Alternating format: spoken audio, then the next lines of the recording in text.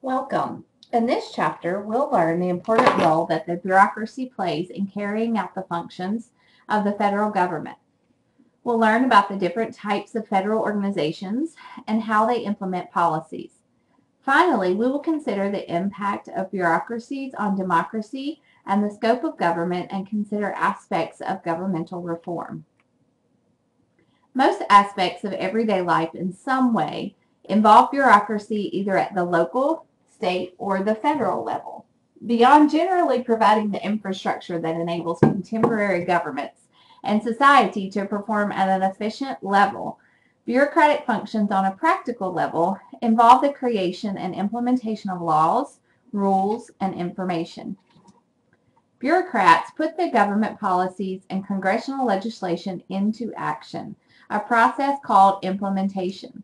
Policies are by necessity written in very vague language, and it is the task or the job of bureaucracies to interpret the meanings and definitions of congressional legislation, executive orders, or judicial decrees before putting government policy into action. The main responsibility of the bureaucracy is to manage and execute the government's decisions. Federal departments and agencies have wide administration discretion to interpret and implement the laws in the most efficient way. One of the ways that we see our bureaucracy in action is in the drug problem. Combating the drug trade requires bureaucrats, who include DEA agents, to exercise independent judgment about who to arrest, who to cultivate as informants, and when to bring charges, and how to collect the information. In this photo, we see a drug kingpin being taken into DEA custody. Creating rules is one of the main ways in which bureaucrats determine the meaning of governmental policy. Rules and regulations provide detailed instruction for the exercise of each policy by an agency, bureau, or department. The Administrative Procedure Act of 1946, considered one of the most important laws regulating U.S. bureaucracy, provides a formal process for drafting and reviewing regulations. All proposed regulations are subject to government and public comments, which are reviewed and responded to by the appropriate agency. These rules have the effect of law. Finalized rules are then published in the Federal Register. The volume of rules and regulations in the Federal Register has increased dramatically in the past 50 years. This chart gives a historical perspective of the size of the Federal Register. During the past half century, increasing amounts of rules have been issued by the federal bureaucracy. After receiving numerous fines from the FCC, popular shock agent Howard Stern, shown here in this photo, announced in 2004 he would begin airing his show via satellite radio. Consequently, he has avoided many of the rules and regulations of the FCC. In your opinion, should the FCC also regulate the content of satellite radio? Most career bureaucrats have considerably more expertise in a specific policy domain than most politicians. Therefore, many members of Congress regularly rely on the General Accounting Office, one of the larger federal bureaucracies, to formally investigate aspects, intricacies, and costs of a specific policy initiative. More often, however, this expertise is given in meetings and hearings. Some agencies take on a judicial role as the arbiter of disputes between groups and individuals. The National Labor Relations Board performs such a role as a mediator between unions and private corporations. The board, consisting of 5 members appointed by the President and confirmed by the Senate, oversees a number of NLRB judges who adjudicate cases in a manner similar to a conventional legal case. The decisions of the NLRB, similar to those of a federal district court, can be appealed to both the U.S. Court of Appeals and the Supreme Court. Now let's review what we've learned so far about the functions of bureaucracy by answering this question. Which of the following does Congress use to investigate the costs of policy initiatives? The main responsibility of the Government Accountability Office is to provide formal reports to members of Congress about specific policy issues. The federal bureaucracy of the U.S. government consists of the various departments, agencies, and bureaus throughout the country. The cabinet of the Washington administration was made up of 5 cabinet-level officers and their small staffs. Today, including the armed forces, nearly 4.5 million people work for the federal government. In the early years of the Republic, Congress assumed most of the functions of the bureaucracy. Only after the 1820s did Congress recognize the need for a functioning bureaucracy. The early, relatively small bureaucracy ran on the spoils system. Party leaders awarded jobs based on party loyalty and political contributions. The spoils system gave the president's party control over almost every government job. Calls for reform led to a merit system in the 1883 when Congress established the Civil Service Commission. Employees for government agencies were chosen on the basis of competence. The spoils system did not disappear completely, of course, until the 1939 Hatch Act was instituted. This act prohibited federal employees from engaging in partisan political activity, including running for public office, soliciting campaign funds, or campaigning for or against a party of a candidate. This chart shows the dramatic increase in the size of the federal bureaucracy from a historical perspective.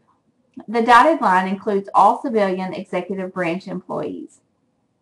The solid line represents the total less the number of civilian defense employees.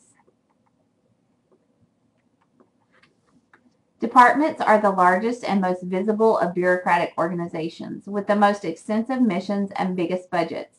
The 15 departments are led by cabinet-level officials who are appointed by the President and confirmed by the Senate. The importance of its respective function determines the size, the budget, and the prestige of each department. Here we can see the 15 departments and their purpose.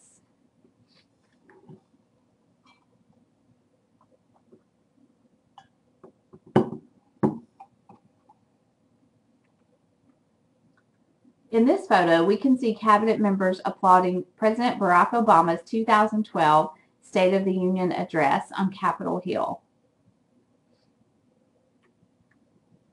This chart shows us the amount of money spent by departments in the federal bureaucracy, and it can vary very dramatically. These departments that oversee provisions of the nation's security and entitlement programs are vastly larger than those that attend to discretionary activities.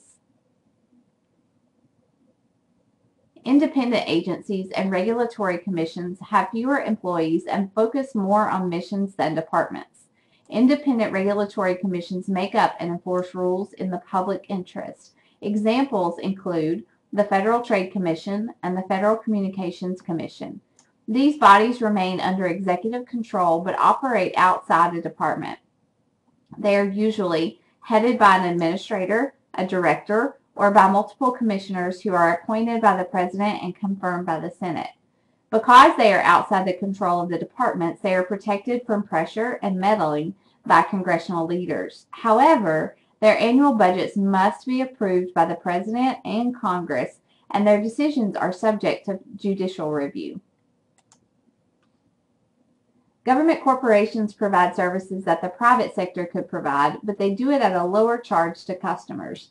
Amtrak and the U.S. Postal Service are 2 examples. Both are subject to modest oversight but do receive federal funds.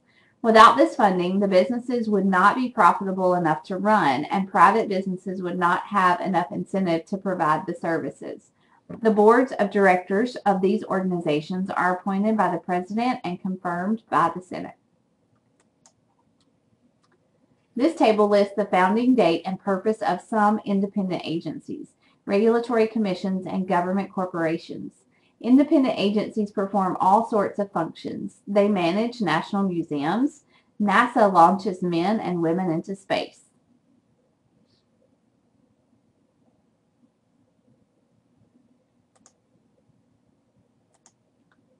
Now that we've discussed the many types of agencies in the federal bureaucracy, can you answer this question? Which of the following is an example of a government corporation?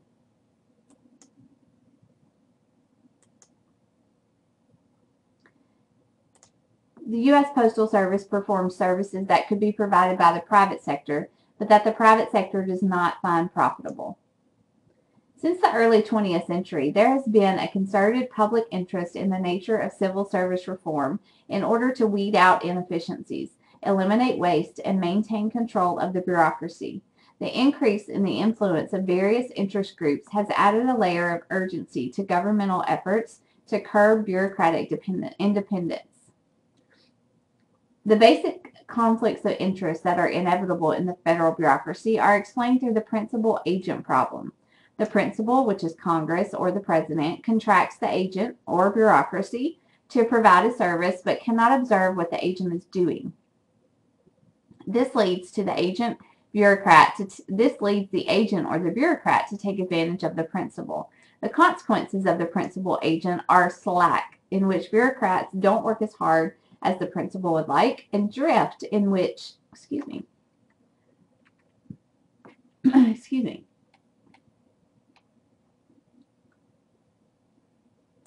get my slides to cooperate. And the bureaucrats don't work as hard as the principal would like, and drift, in which bureaucrats create policy differing from the principal's preferences. Sources contributing to these effects include difficulty in monitoring the bureaucracy and in accurately measuring the outcome of policy implementation. Additionally, the bureaucracy may frequently be able to play one principal, for instance, Congress, against the other, or the president, especially during periods of divided government. Another aspect of the problem is the preferences of the principals may change every 2 or 4 years with elections. Interest groups attempt to extend a considerable amount of influence on the bureaucracy because their participation is affected by bureaucratic operations and interpretations of policy. Other external influences include the public and industry at large. The term agency capture refers to a situation in which an agency serves the interests of a non-governmental group rather than those of elected officials. This scenario occurs in 2 ways. First, an agency focuses its actions on a few individuals or organizations, but the costs are diffused evenly throughout the society. Secondly, the cost of policy implementation falls on a small group of individuals or organizations, but the social benefits are more universal. The most common complaint we hear about bureaucrats is inefficiency and waste resulting from excessive regulation and overly formal procedures, the famous term red tape. One of the more recent examples of bureaucratic waste and mismanagement is Boston's Big Dig project. Cost reached $14.6 billion. After completion, investigations uncovered the use of faulty materials and really bad practices. This photo shows Boston's Big Dig project, which was faulty and inefficient. In addition to high costs and delays, the Public Works project had numerous design setbacks. In 2006, a 12-ton portion of the tunnel collapsed and killed a driver. Job security enjoyed by governmental employees as a result of the merit system has also been accused of contributing to a lack of performance. Improving government employee performance is difficult because of the problems associated with rewarding or punishing civil servants, coupled with the development of a highly protective bureaucratic culture. Other bureaucratic failures or inefficiencies can be explained politically, such as lack of presidential or congressional support for an agency's goals depending on which party is the majority. Since funding and staffing are at the heart of bureaucratic operations, slighting either one of these can have major policy outcome consequences. So let's review what makes it difficult for bureaucracies to run efficiently without waste. Which of the following contribute to bureaucracy inefficiencies?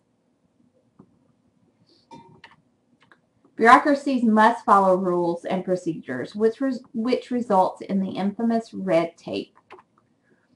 Civil service reform has been a goal of most modern presidents since the New Deal. Reforms fitting into one of 3 categories.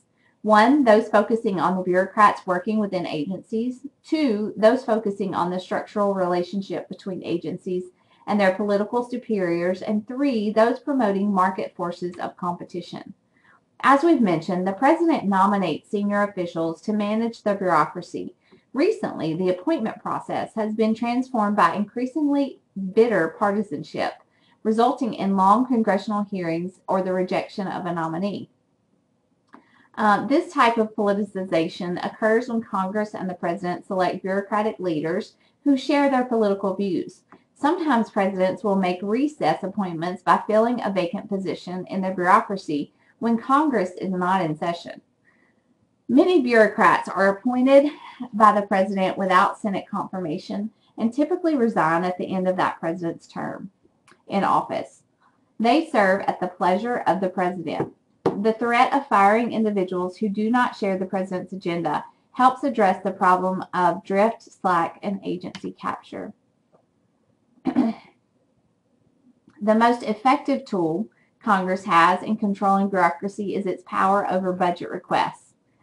Specialized standing committees determine spending authorizations for executive agencies. Appropriations committees provide the actual funding. Congress also uses oversight to determine if its laws are carried out at the bureaucratic level. Frequently, congressional oversight influences bureaucratic decision-making.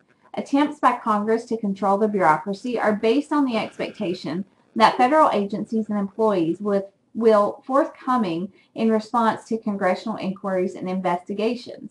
A whistleblower is an employee who exposes government errors and waste to members of Congress or to the public.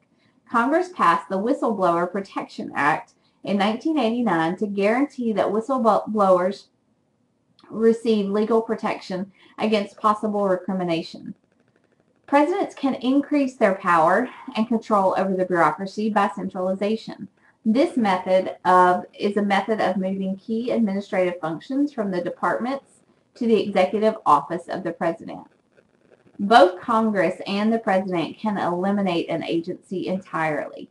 One study showed that 60% of all agencies created between 1946 and 1997 were eliminated by 2000. Through hearings, members of Congress can monitor what is happening within the federal bureaucracy. This photo shows Senator John Cornyn grilling Attorney General Eric Holder about his knowledge of Fast and Furious, a controversial undercover investigation of the gun trade led by the Bureau of Alcohol, Tobacco, and Firearms and Explosives. Many reformers have suggested that deregulation or privatization can increase the efficiency of the federal government bureaucracy. Deregulation means reducing agency rules that a particular industry must follow, allowing the industry more freedom to operate in the marketplace. These efforts encourage growth of new companies and provide advantages to consumers. This strategy proved very helpful for telecommunications, but was disastrous for financial services, resulting in a crisis costing over $100 billion. Privatization means transferring government functions to private companies. Private companies have assumed the management of hospitals, prisons, and other security-related jobs. The Department of Defense is one of the major outsources in the U.S. government. Not all privatized services are without government oversight. The contracts with these companies frequently contain requirements about how they perform these functions. Now, lastly, let's explore some of the safeguards used to control bureaucracy by answering this question. Which of the following can Congress and the President use to control the bureaucracy? Government agencies are reliant upon political support in the forms of continued funding and staffing in order to exist. These aspects are controlled by both Congress and the President. And our last question, this is just something that I want to leave you with to consider for yourself. Does the federal bureaucracy work well? What steps would you take to improve the quality of its work? And how can bureaucracy be more accountable to the people that it serves?